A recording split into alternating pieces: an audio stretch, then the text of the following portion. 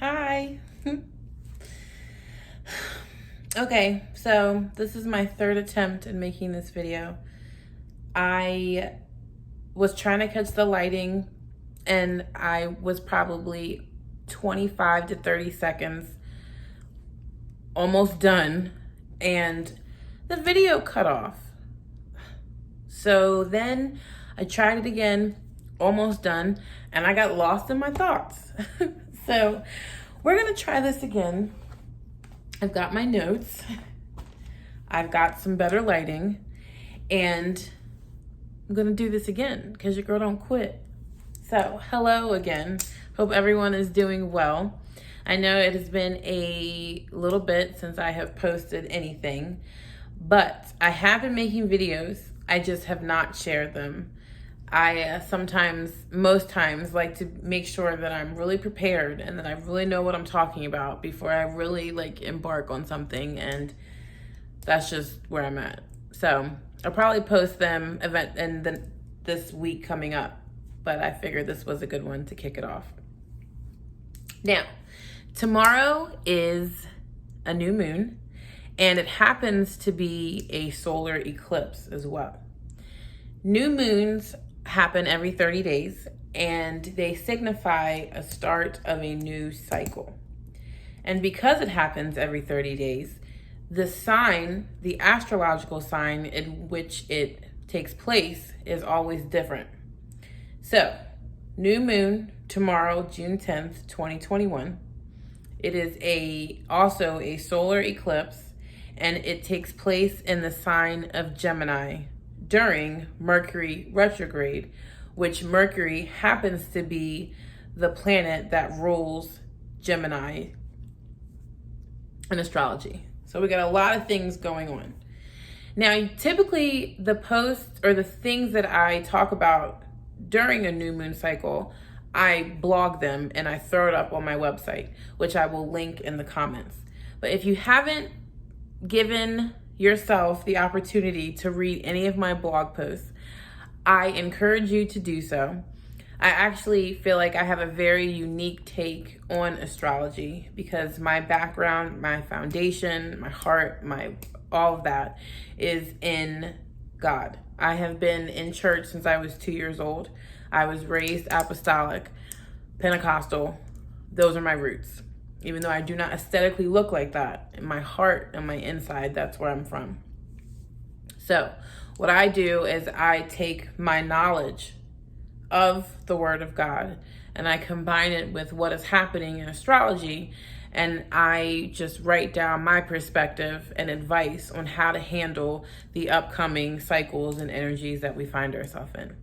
It's a bit taboo, but I can tell you from experience, and I can tell you from speaking to other people who have given it a shot, it works. I would not be doing it if it doesn't work. It helps me to stay focused and grounded, and I'm all about always doing something better or being the best. So if you're into personal growth and development, then this is for you. Or if you just like spiritual jargon or knowing about the spirit realm, this is for you too. It's for everyone really, but whatever. So I decided to just make a video because earlier today, the lighting was so bomb. And because I didn't have enough iCloud storage, the video cut off. So I lost my lighting. But I also wanted to do this because I write so much that I just wanted to make this quick and light and just throw it up here. So, okay. So new moon in Gemini, solar eclipse, Mercury retrograde. What does that all mean? I'm gonna make it make sense super quickly. So because a new moon signifies the start of a new cycle, this is an opportunity for you to begin whatever it is that you have in your heart to start anew. Now, the take that I have on it is because we're in Gemini season, we have to look at the traits of Gemini. So first off, happy birthday to all of my Geminis. I actually have Gemini in my birth chart. I am a Gemini rising. So the characteristics of someone who has Gemini somewhere in their chart. Gemini is an air sign, so it is associated with thought and communication. So because Mercury is the planet whose energies influence Gemini, it's quickness of thought. Think of like someone who's flirty and chatty and their brain's always going. They say what they think. They're like fun and fresh and, you know, all those type of things. But because it's represented by the twins, there's actually two sides. So if you know any Geminis or you have Gemini in your chart, you can also know that there is a shadow side or a dark side or a side of you that is undeveloped, however you want to talk about it, that it's kind of dark, a little moody. Yeah. So at the start of this new moon cycle, and I took all the characteristics and put them together.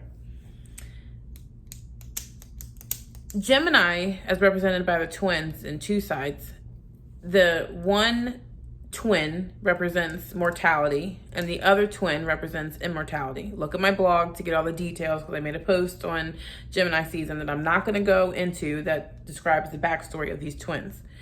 Now, because one deals in mortality and one deals with immortality, I feel like it is a great time for all of us to get serious and focus more on the immortal part of us, or the spiritual side of us or things.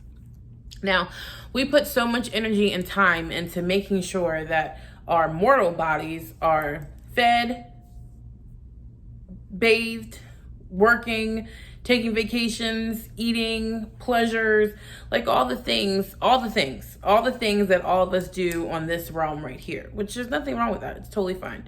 Working out, all that good stuff. But most often we neglect the part of us that's actually going to live on forever, but also the part of us that makes what we are experiencing on this earth what it is. And this is what I mean by that. I don't know many people who have like a spiritual regimen or a spiritual routine. And I have found in my life, as well as people who have tried my program, that when you pay attention to what is happening in your spirit and you start to do things to strengthen your spirit, then you begin to understand how to maneuver in this world.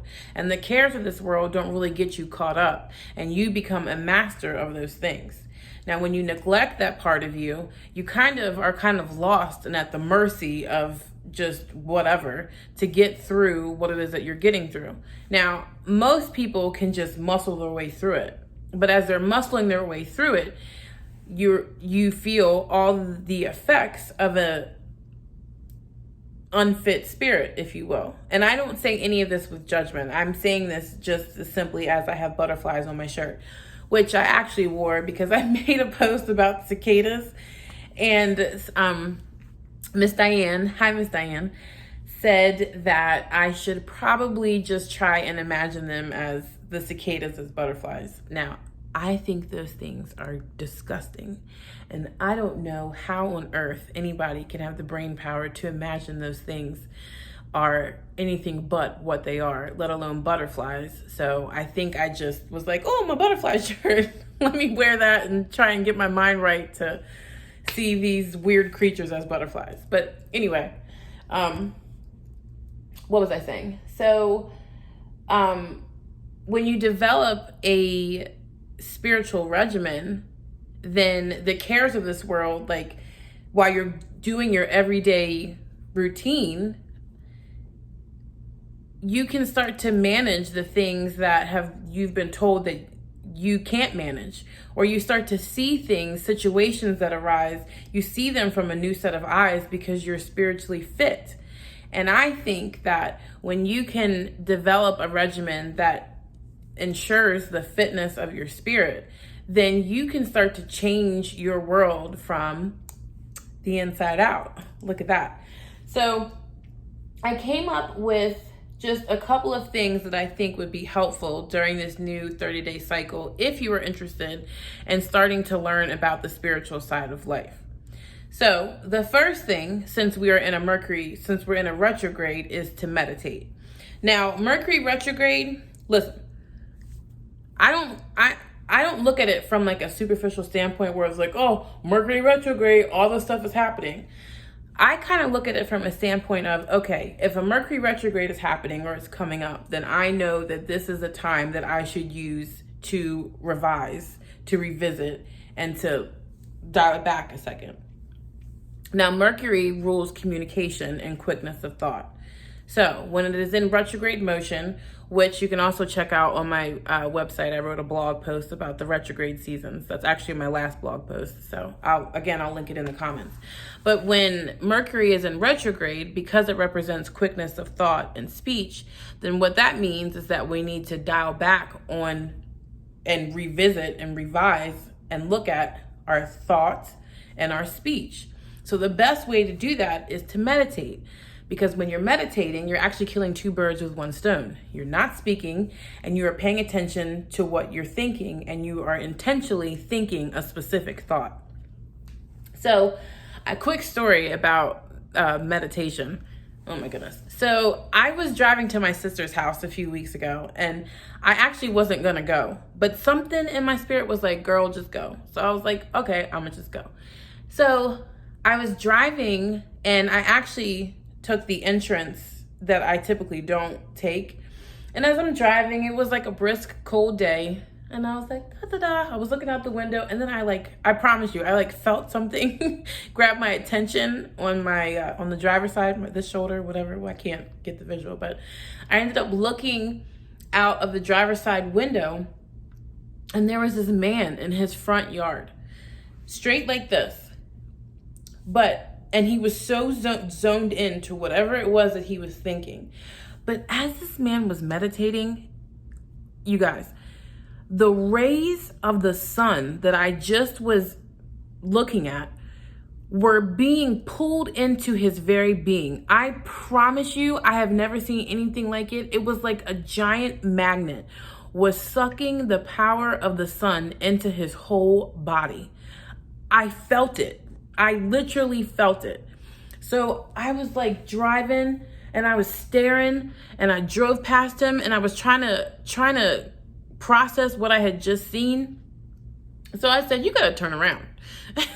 So I ended up turning around, and I pulled over. And when I pulled over, he happened to be rolling up his mat, and I talked to him, and he briefly said, listen, I started meditating because it was the only thing that worked for me. I'm not really sure what he was dealing with. Maybe it was anxiety, maybe it was anger, whatever it was. I tell y'all what, he made a believer out of me. The Bible says meditate on the word day and night, and I'm paraphrasing. But when I saw him and I saw what he was doing, like a superhero sucking in the rays of the sun into his body, I was like, I gotta try this myself. So I haven't gotten as good as he is, and I haven't been as intentional as I would like to be, but this cycle, that is what I'm going to do. And when you meditate, you think of something that is going to produce the results that you want to see, or something to just calm your spirit and to ease yourself. And when I feel like when you really start to meditate and you get good thoughts, truthful thoughts into your psyche, then those things are what is going to have to be produced in your reality. Now, some people are like, oh, I don't have time to meditate. Meditating is crazy or whatever. But I just want to remind you that you actually meditate every day of your life. Meditation is only thinking on a thought constantly on one loop. So if you're going about your day and you're always thinking, oh, I don't have enough time, or this person did this to me, and if this person says this to me, then this is how it's going to be. Don't say nothing to me. Don't say nothing to me. Everything always happens bad to me. Everything always happens bad to me. Like, you know what I mean? You guys know your own brain. You know what you think every day. You're already meditating. And what typically happens throughout your life? Something bad happens. That's what you're thinking. So something that has to be produced. So if you're already meditating and you're not liking what the results that you're seeing, then perhaps you should be intentional with the thoughts that are in your brain. Check it. If it's not producing what you like, take it out of your brain, throw it in the trash, and put a thought in there that's going to do some good.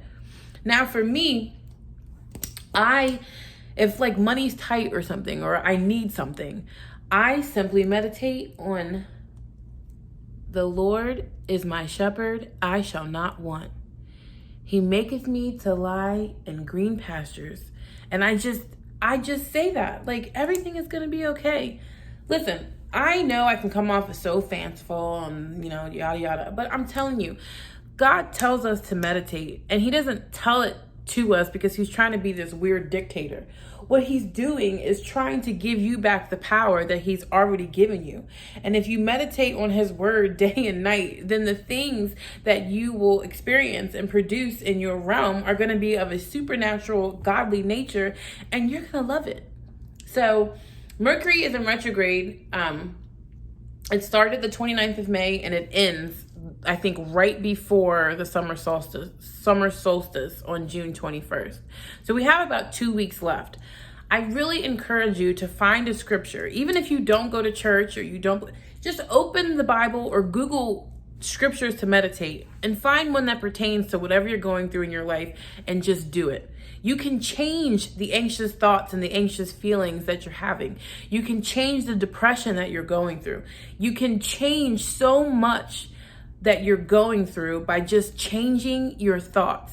And that is a biblical principle made popular by secular knowledge and teachings. We're just bringing it back to the basics. So the next two things that I recommend that you do during this retrograde new moon cycle is go to church.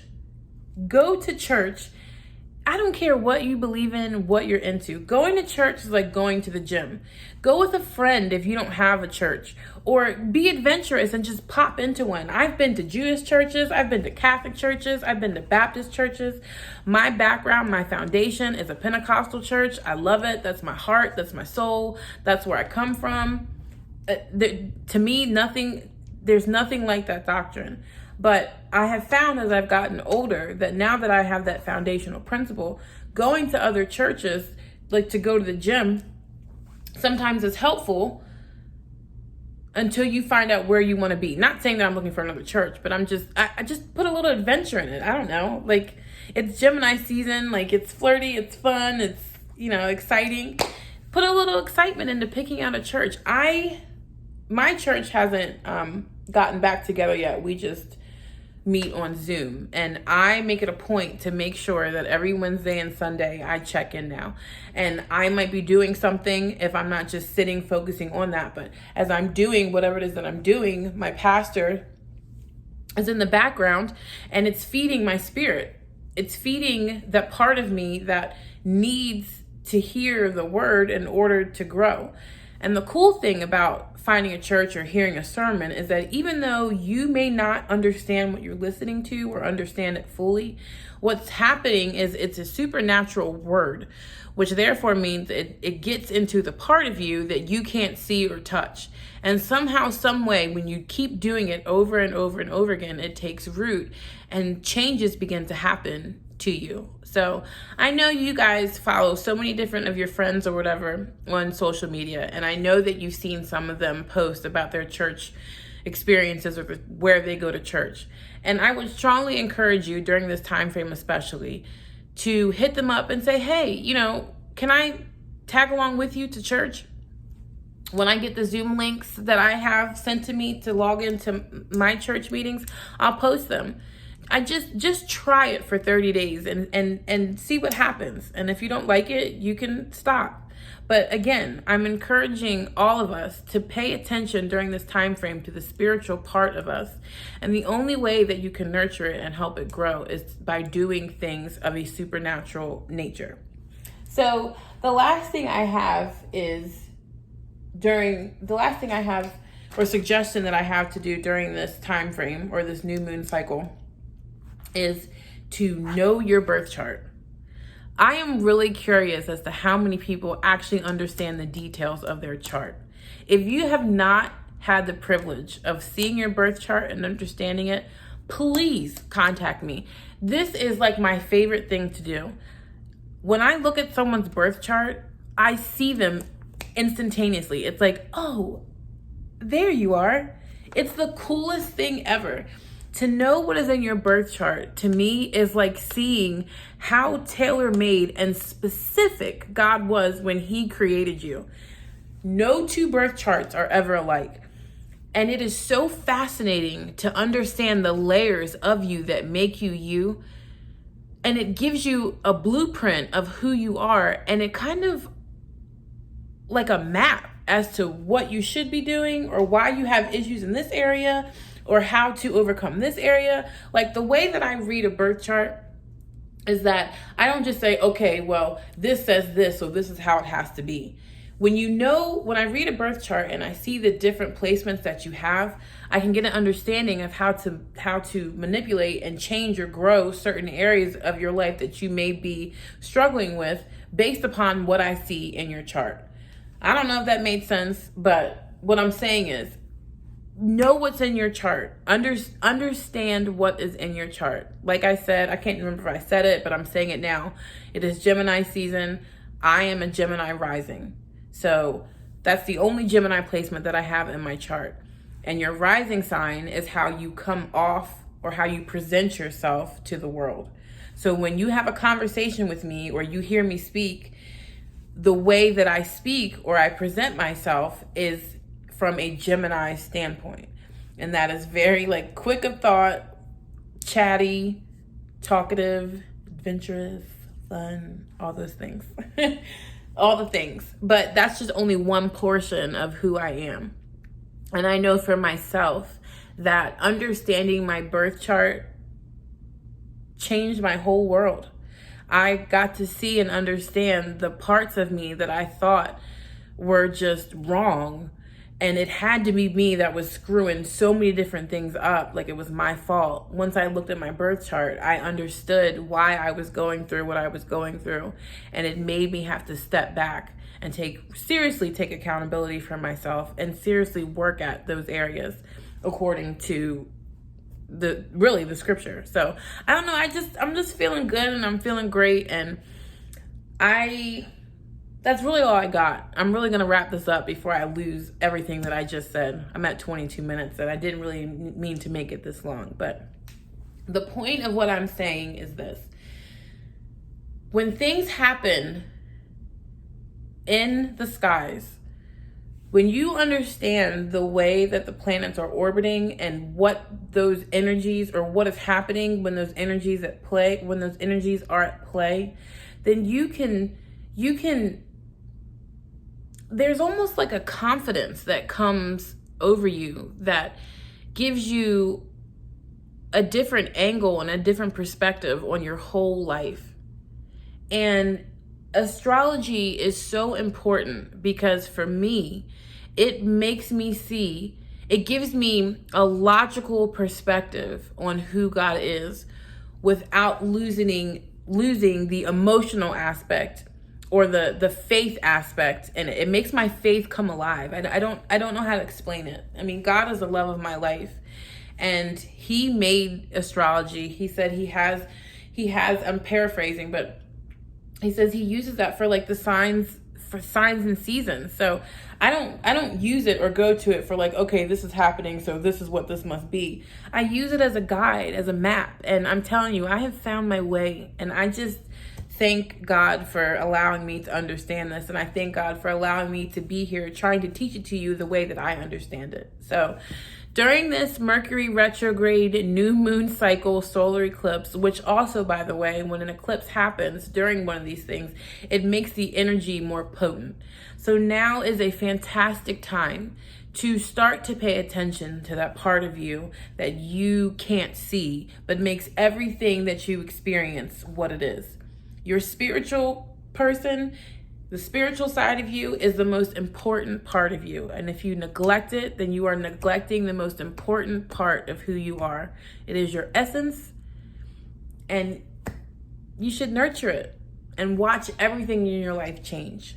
So I will put the link in the comments to the website so you can go and check out my blog. I hope that all of you are thriving in this life. I am so thankful that outside is back open, and I hope all of you are enjoying life.